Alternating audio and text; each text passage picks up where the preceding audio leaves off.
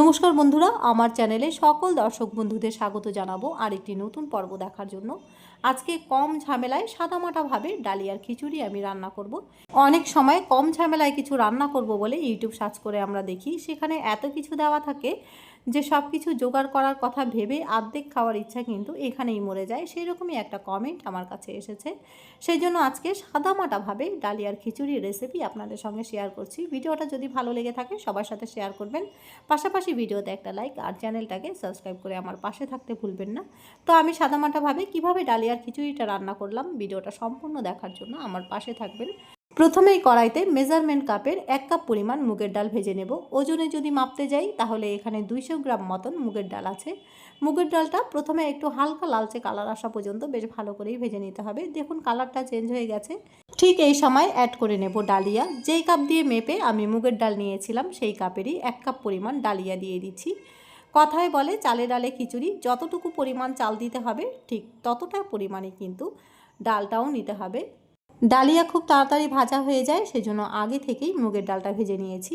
ডাল অর্ধেক ভাজা হয়ে গেলে ডালিয়াটা অ্যাড করে নিয়ে ড্রাই রোস্ট করে আমি একটা বোলের মধ্যে নামিয়ে নেব। আলাদা ভাজতে গেলে কিন্তু মেলা সময় লেগে যাবে, এতে করে হাতের সময়ও বাঁচবে আর কাজটাও সহজ হবে। বোলের মধ্যে 1 কাপ পরিমাণ আমি জল দিয়ে দিলাম। জল দেওয়ার সাথে সাথেই দেখুন জলটা কিন্তু টেনে নিয়েছে।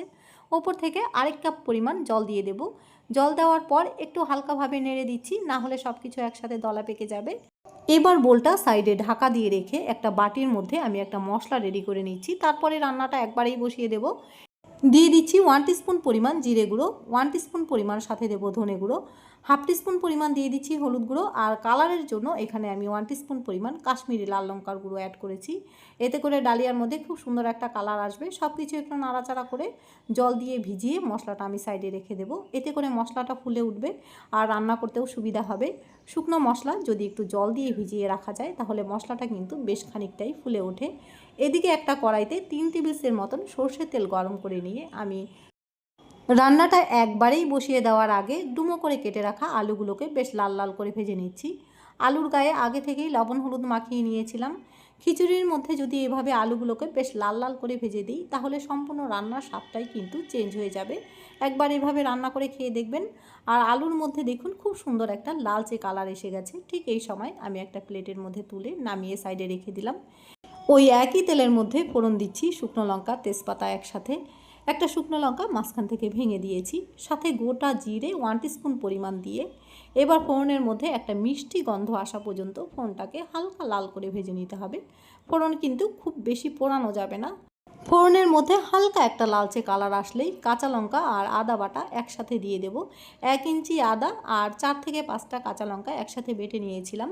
আদার কাঁচা গন্ধটা যাওয়া পর্যন্ত ফোড়নের সাথে একটু নাড়াচাড়া করে নেব। তারপরে ওপর থেকে যে প্রথমেই আমি মশলাটা রেডি করে নিয়েছিলাম সেই মশলাটা আমি দিয়ে দিচ্ছি। সাথে মশলার বাটিটা ধুয়েও একটু জল দিয়ে দেব।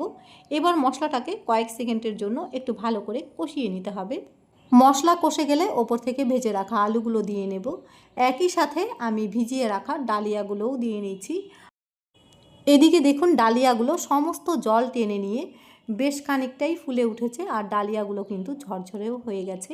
ডালিয়াগুলো ওপর থেকে দিয়ে নিলাম। একটা ডাল আপনাদেরকে একটু টিপে দেখাচ্ছি। দেখুন ডালটা কিন্তু ভেতর থেকে একদম নরম হয়ে গেছে, নখ দিয়ে আর্ধেক করে নেওয়া যাচ্ছে।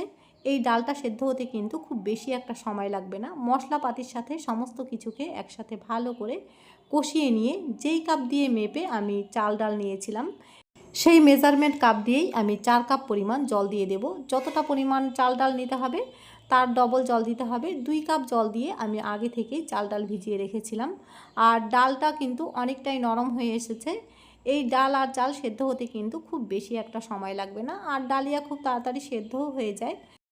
ভিজিয়ে রাখার কারণে খুব বেশি একটা সময় কিন্তু লাগবে না রান্না করতে। ডালিয়া রান্না করতে যারা একটু ঝামেলা মনে করেন তারা ঠিক এভাবে ডালিয়া রান্না করে দেখুন, খুব কম সময়ের মধ্যে ডালিয়া রান্না করে নেওয়া যাবে। আর এই ডালিয়ার খিচুড়িটা খেতে যে কতটা দুর্দান্ত স্বাদের হয় সেটা বাড়িতে রান্না না করলে আপনারা বুঝতেই পারবেন না। 4 কাপ পরিমাণ জল দিয়ে নেওয়ার পর একটু নাড়াচাড়া করে 10 মিনিটের জন্য লো টু মিডিয়াম আঁচে একটু ঢাকা দিয়ে রাখবো। ঢাকা দিয়ে রাখলে রান্নাটা বেশ তাড়াতাড়ি হয়ে যাবে। মাঝে মধ্যে ঢাকনা খুলে একটু নেড়ে দিবেন।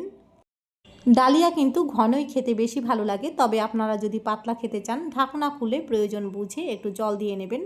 ঢাকনা খুলে নেওয়ার পর আমি ফ্লেভারের জন্য 1 চা চামচ ঘি দিয়ে দিচ্ছি, সাথে 1 টিস্পুন পরিমাণ দিয়ে দেব গরম মশলার গুঁড়ো। আর যেহেতু নিরামিষভাবে আমি রান্নাটা করছি, সেই জন্য আমি টেস্টের ব্যালেন্সের জন্য কয়েক দানা চিনি অবশ্যই দেব।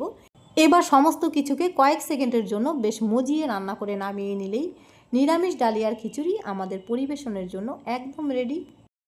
আশা রাখবো আজকের সাদামাটা রেসিপিটা আপনাদের কাছে ভালো লাগবে। ভালো লেগে থাকলে চ্যানেলটাকে সাবস্ক্রাইব করে অবশ্যই আমার পাশে থাকবেন। আরেকটি নতুন রেসিপির সাথে আবার আপনাদের সাথে আমার দেখা হবে।